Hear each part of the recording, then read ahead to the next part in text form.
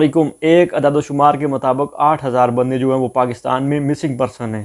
یہ وہ لوگ ہیں جن کا ڈیٹا پاکستان میں موجود ہے۔ اس کے علاوہ ہزاروں سینکڑوں ایسے لوگ ہیں جن کی مائیں بہنیں بیٹیاں کبھی کوئٹہ پریس کلب کے سامنے احتجاج کرتی ہیں اور کبھی کہاں پر جا کے احتجاج کرتی ہیں، کبھی پارلیمنٹ کے سامنے وہ دھرنا دیتی ہیں۔ کوئی سنوائی والا نہیں ہے، کوئی ان کی داد رسی کرنا والا نہیں ہے۔ منظور پشتین میرا بھائی چیختا رہا، چلاتا رہا کہ ہماری چادر اور چار دیواری کا تقدس پامال ہو رہا ہے، لیکن کسی میڈیا میں، کسی پارلیمنٹ کے ارکان میں اتنی طاقت نہیں ہوئی کہ اس کے ساتھ جا کے اظہار یکجہتی کرتا، اس کے ساتھ جا کے کھڑا ہو جاتا، وہ بتاتا رہا ہے کہ جرنیل اپنے فائدوں کے لیے یہ جو سرزمین ہے اس کو استعمال کر رہے ہیں۔ یہاں پر جو نفرت کی فضا بنائی گئی تھی 2002 میں، ایک ڈکٹیٹر یہاں پر گزرا ہے جنرل پرویز مشرف، یہ آگ اس کی لگائی ہوئی ہے اور یہ اس کی آگ لگائی ہوئی آج تک پھیلتی چلی گئی ہے۔ جرنیلوں نے اپنا مال بنایا، جرنیلوں نے اپنے بچوں کو مال بنا کے دیا، جرنیلوں نے اپنے رشتہ داروں کو مال بنا کے دیا، سیاستدانوں نے اپنے رشتہ داروں کو مال بنا کے دیا، لیکن کسی نے بات نہیں کی۔ بلوچستان کے جو مسنگ پرسن تھے، خیبر پختونخوا کے جو مسنگ پرسن تھے، جو وہ قبائلی ہمارے بھائی جن کو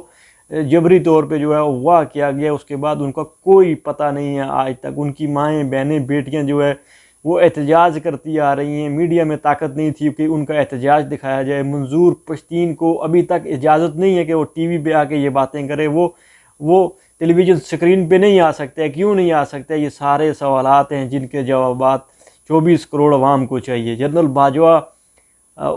باجوہ اپنے بچوں کے اثاثے بنا کے یہاں سے چلے گئے، لیکن وہ 8,000 افراد اور ان کی فیملی اور ان کے خاندان آپ سے سوال پوچھتے ہیں کہ ہمارا کیا قصور تھا، ہمیں کیوں جو ہے وہ مسنگ پرسن میں ڈال دیا گیا، اور ہمیں بتایا جائے، ان کی فیملیز کو بتایا جائے کہ ان کے بچے، ان کے خاوند، ان کے بھائی، ان کے رشتہ دار آج کہاں ہیں۔ بہت شکریہ۔